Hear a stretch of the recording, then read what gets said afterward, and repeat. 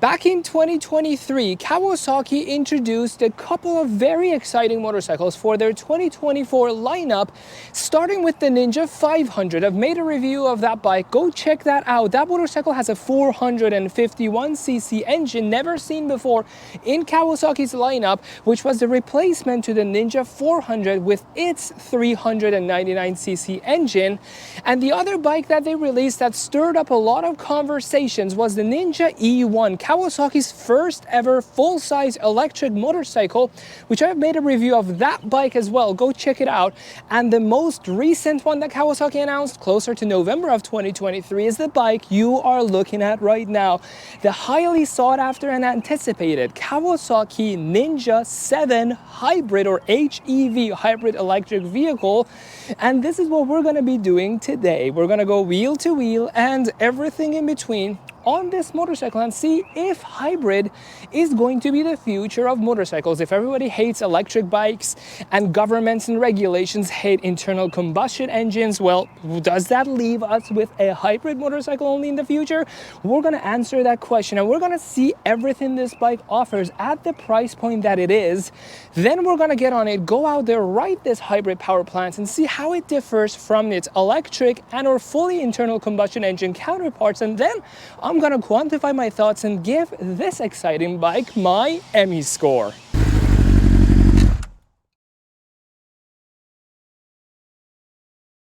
Let's talk what's powering this Ninja 7 Hybrid. You have a hybrid power plant. You have the battery and the motor up here, and you have the internal combustion engine down here.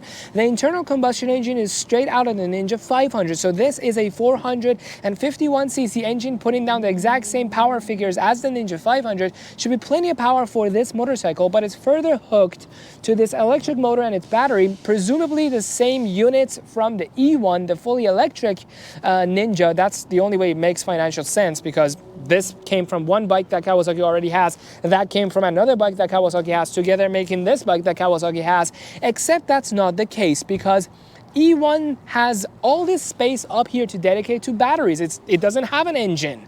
This one is hybrid, so it's got an internal combustion engine up here. Therefore, Kawasaki has resorted to fitting one smaller battery in this motorcycle compared to the Ninja E1 that has two large batteries. The E1 has two batteries, each 50 volts for a total of 100 volts of battery output. This one has only one battery, and that's a 48 volt battery. So extremely reduced electric power and range on this motorcycle, but again, it doesn't really need it because it's backed up by an internal combustion engine. Together, the numbers I found on various websites was at about 55 horsepower for the total power output on this motorcycle, as well as 48 foot-pounds of torque, which are very similar numbers to the already existing Ninja 500.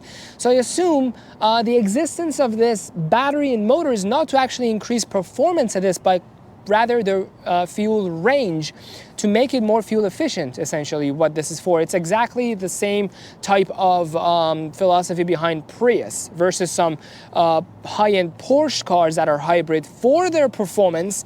This one is more of a Prius, meaning the hybrid power plant is here for increased fuel efficiency. But anyways, the claimed fuel efficiency that this motorcycle gains from doing all this shenanigans is about 76 miles per gallon. It's not too much, but it's not like double or triple of a Ninja 500. Ninja 500, you can get about 60 miles per gallon of range. So it's not like this motorcycle is seeing a lot of increased range. What it's seeing a lot of increase of is weight, because this motorcycle is 502 pounds. This motorcycle is almost 200 pounds heavier than its electric counterpart, the Ninja E1, and about 130 pounds heavier than the Ninja 500. Not a good weight to power ratio, but that's what you're getting here. I guess the very narrow focus and end goal of Kawasaki was just to increase the power, just to increase the fuel range on this motorcycle, which they have achieved by about 10-15 miles per gallon. But anyways, this is how the Ninja 7 Hybrid sounds.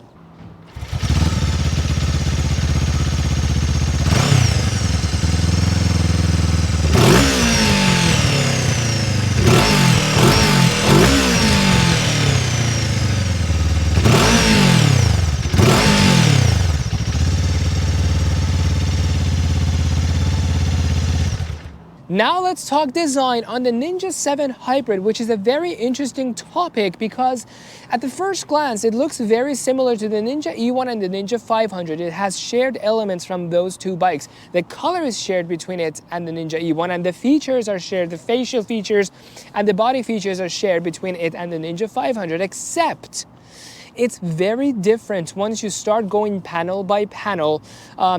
Of course, like any other sane manufacturer, Kawasaki has cost cut it where it could.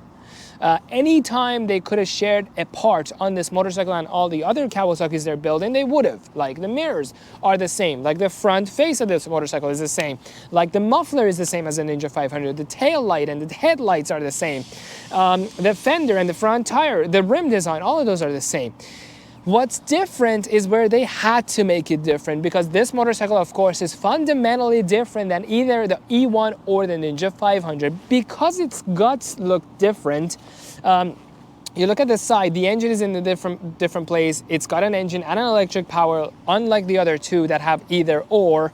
The mounting points on the bike are not the same. So you can't put the same fairing as the Ninja 500 on this motorcycle because you cannot line up any of the holes that were on the Ninja 500 on this motorcycle anymore because everything is shifted around. So Kawasaki had to design the side profile of this motorcycle differently compared to the E1 and or the Ninja 500, and they have, and it looks pretty sharp and cool.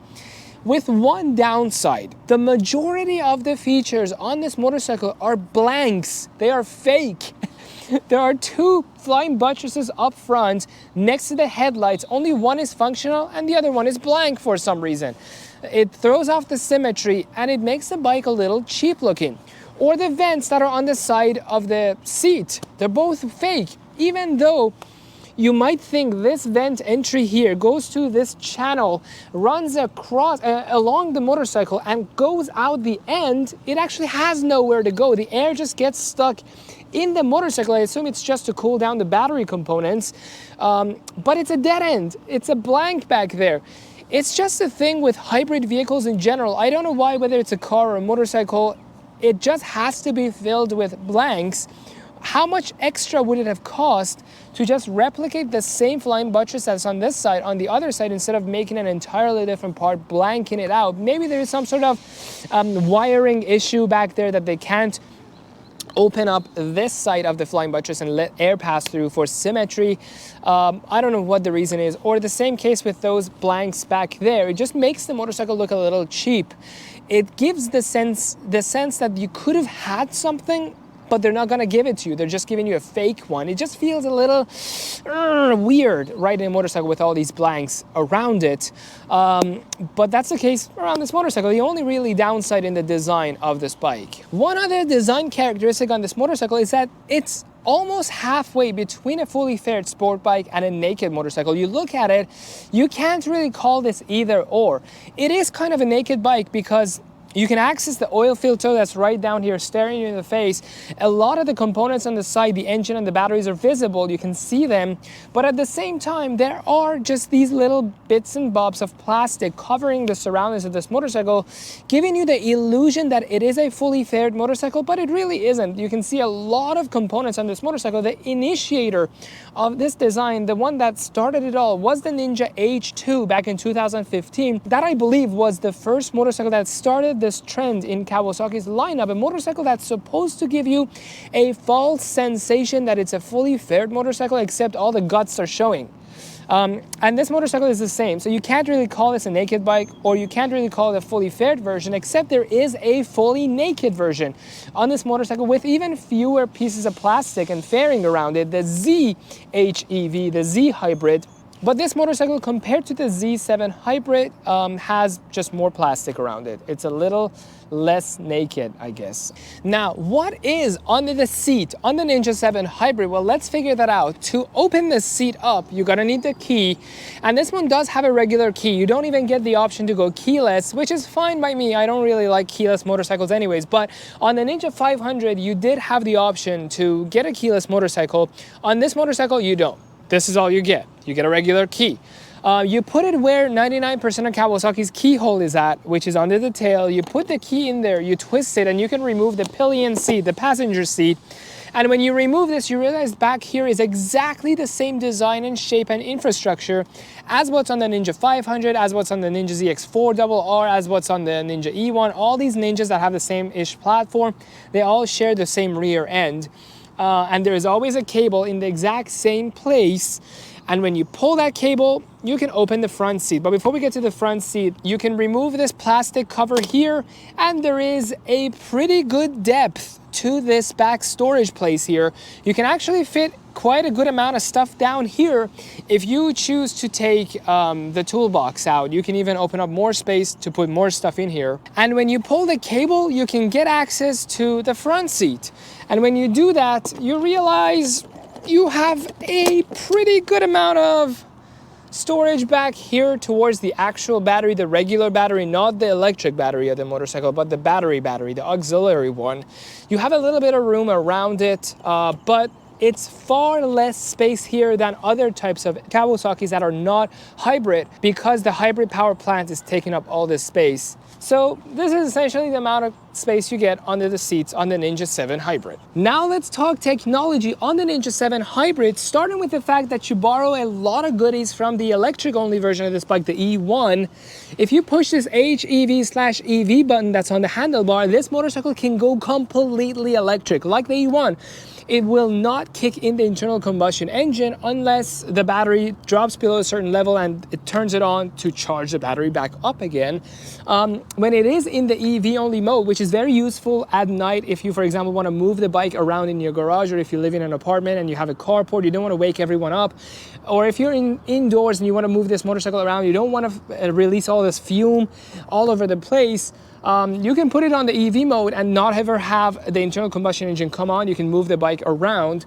And if you are in the EV only mode, by pushing this walk mode button, you can go into walk mode. Essentially the same thing you would use your legs for, slowly pulling the bike out of a parking spot or pushing it back into a spot you intend to park your motorcycle at. You can use the walk mode and not use your legs. Once you put it in the walk mode, twisting the throttle the wrong way, twisting it forward where naturally the throttle would not turn to, would reverse the motorcycle. And twisting the throttle the right way, the way you expect the motorcycle's throttle to twist, would have the bike go forward at really low speed. So that's the walk mode. Once you do get out of the EV mode, so you push and hold that same button and you go to the HEV mode or hybrid electric version, that's when the bike is ready to use either or, the internal combustion engine or the electric power. Generally, the bike prefers to start up with the electric power, and then once it gets a steady high speed, switches to the internal combustion engine.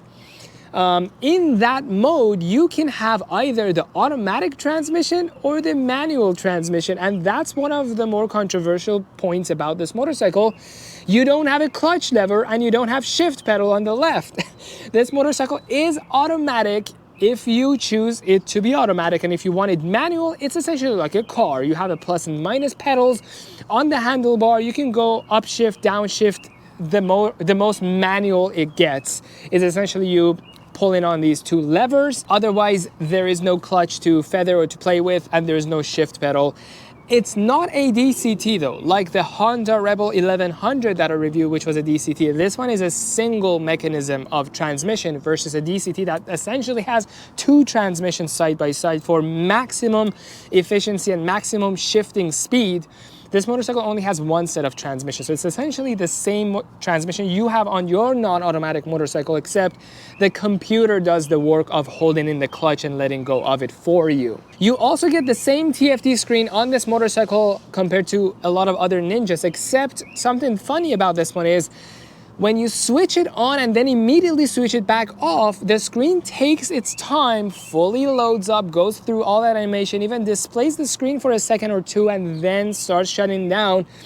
And by then it's been like 10 seconds since you actually turned the bike off. The screen is still playing animations and playing a little movie for itself, which is funny. And when it's actually turning off and the screen is doing the shut down animations, the Kawasaki logo is so far offset to the right. It's not centered, which bugs me a lot. But I don't know if it's a programming issue or somebody didn't get their zeros and ones right when they were doing the programming of the screen. I don't know what it is, but yeah, it's not really centered. if you're OCD, you shouldn't probably buy this bike. And one other thing this motorcycle is equipped with, similar to the E1, is this e-boost pedal here. Essentially, if you want to make a pass on the road, you need a momentarily amount of boost. You push this and hold it, and as long as you're holding it for like 10-15 seconds, you get the boost of 10-15 miles per hour. Using the electric motor, it kicks in, it speeds up your motorcycle, you make your pass, and then either you let go of this e-boost or the charge runs out on the screen, so it has to regenerate to cool down essentially the battery until the next time this e-boost is ready. So whichever comes first, you letting go of this button or the charge on the screen ends, that's the end of your e-boost. And then you have to wait a couple seconds until it reloads again, and then you push this e-boost again if you want another boost to overtake somebody else 30 seconds later. This motorcycle is also equipped with the idling stop, which a lot of cars nowadays have. I don't really like it in my car when it happens. I don't know if there's a way of turning that off on this motorcycle, but essentially what happens is when you're in traffic behind a red light, you're stopped, it shuts the motorcycle down.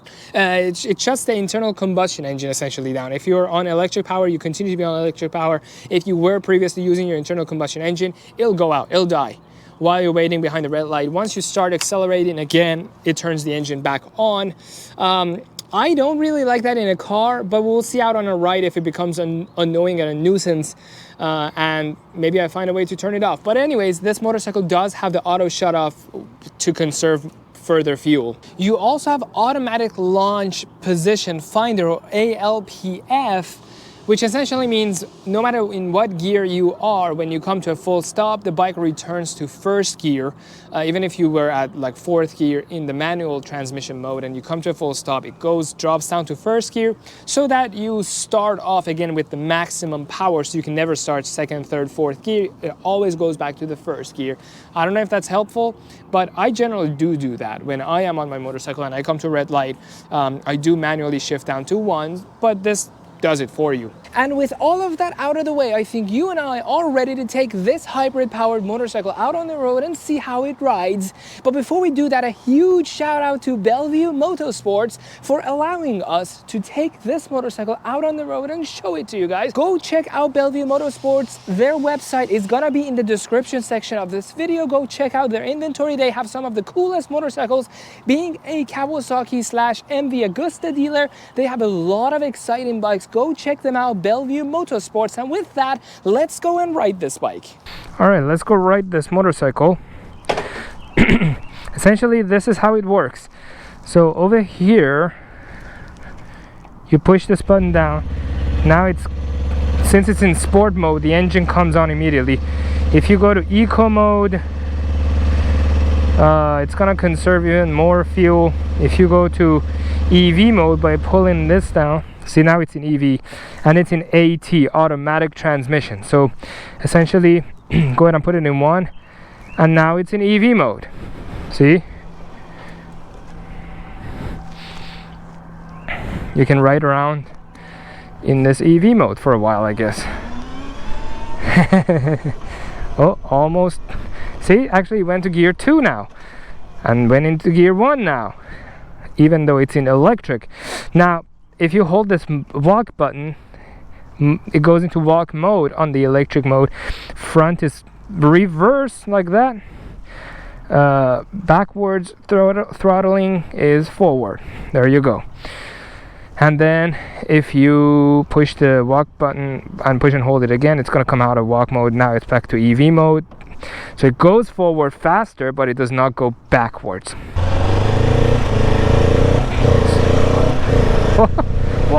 What? That's how it shifts gears?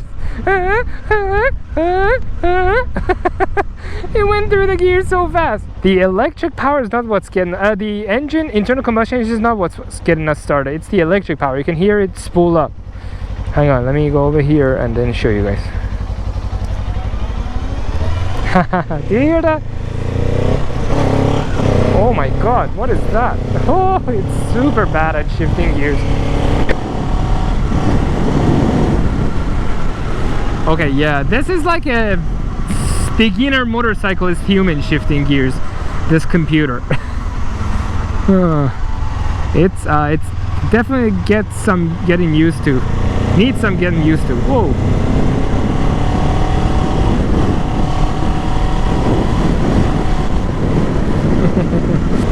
Okay, I gotta take it off, man. Now it's manual. Okay, yeah. Oh yeah. The automatic shifting is garbage because it shifts gear at like 3,000 RPM. Who does that? I haven't even gotten started at 3,000 RPM, and then bam, it goes to the next shift and like does this whole motion, jerky motion. Yeah, I gotta shift myself. Okay, let's do the shifting ourselves, but then let's leave it in third gear, see if it goes down to 1 when I stop. Oh, it turned the bike off though. Ah, so it has to be in manual gear shifting for us to turn the bike off when we get to a red light. Oh, and I know why it's not. There you go. Now by holding that ALPF is on, now it will go to gear 1. Even though it's manual, if I come to a full stop, that should go to gear 1 and it should shut the bike off, I think. Unless ALPF being on does not let the bike shut off. See? Oh yeah. The problem with with this turning the bike off while we are on the go is that people think you stall the bike. I'm embarrassed honestly, because every single time I get stuck behind a red light, the bike goes and then dies, and everybody like looks at you like, oh my god, this newbie stalls his motorcycle behind every red light. But I'm like, it's the automatic shut off to give me 7 more miles per gallon. Do you understand? I'm saving the environment here.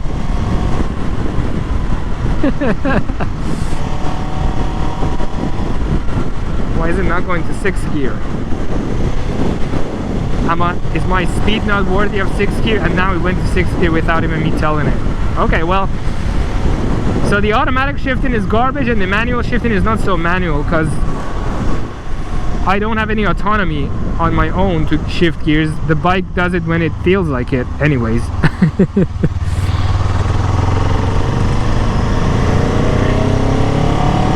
Oh, there's so many buttons going on. There's so much going on this side of the handlebar. I don't know what to do. The riding ergonomics really nice. It's as upright as it gets. The mirrors are way out there. You can see your past and future through these mirrors, so it's pretty awesome. The handlebar, you can see these clamps. It's not a clip-on, obviously. It's a very raised up handlebar, so perfect. What you notice is these are not adjustable forks. They've really cheaped out on the forks, so FYI, I guess.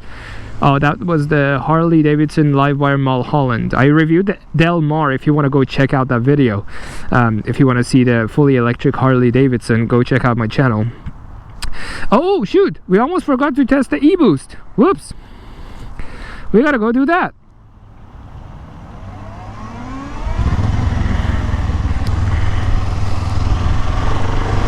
Okay, let's go. Ooh.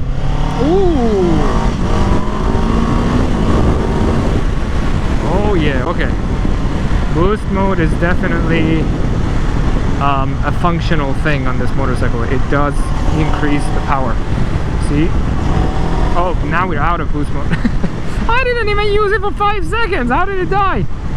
Oh my god. Okay, well, it was fun while it lasted, I guess.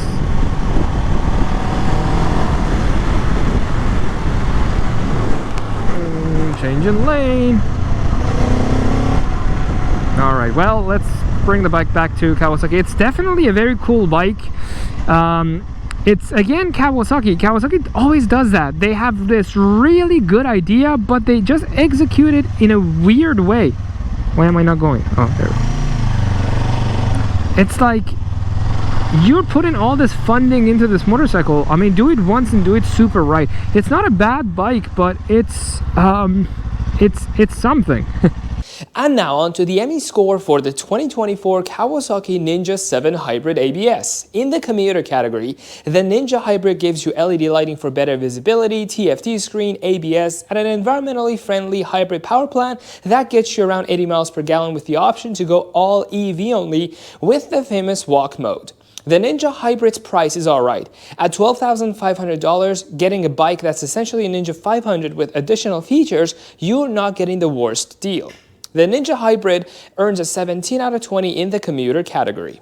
And now onto the performance/dope factor category. As for track-specific tech and features, you get essentially nothing. This is by no means a track-oriented motorcycle, and this score shouldn't offend you, because if you buy this bike for its track qualities and performance numbers, you are gonna be disappointed. The only thing I could think of is that relative to a giant laid-back cruiser, you have a more track-friendly ergonomic triangle here, and that's it. Sitting at 502 pounds, it is definitely a bit too heavy for its own good. As for the design choices and marketplace, this bike doesn't look that bad. I kind of like the way it looks. It is also going to be a conversation starter at bikes and coffee meets because people don't really know what a hybrid bike looks like or how it operates. One downside is if you don't like something about this bike, Kawasaki unfortunately is not giving you any trims or colors or options. This is it. This is the only package, the only color, and the only trim you get. Unless you go for the naked version, the ZHEV. The Ninja Hybrid gets a 7 out of 20 for the overall performance and dope factor category. And it sits here on the list of other sport bikes I have reviewed. I think hybrid can be a promising power plant for the motorcycles of tomorrow if executed properly. After all, numerous research articles that can be found on Google Scholar show hybrid power plants are indeed better for the environment than dedicated electric or internal combustion engine counterparts. But how feasible is the idea when it comes to motorcycle is a debate of its own. Remember, the only reason that Toyota Prius became a very popular car was because in the days that other cars were getting a 14 mile per gallon consumption, Prius was getting 55 miles per gallon. That was such a huge improvement that anyone interested in saving on gas money or the environment wanted to get one. But here on the Ninja Hybrid, you're gaining only about 15 miles per gallon compared to the Ninja 500, the non-hybrid version of this motorcycle. But kudos to Kawasaki for investing in innovative modes of transportation. But until the technology gets better, I personally would hold off on getting a hybrid motorcycle.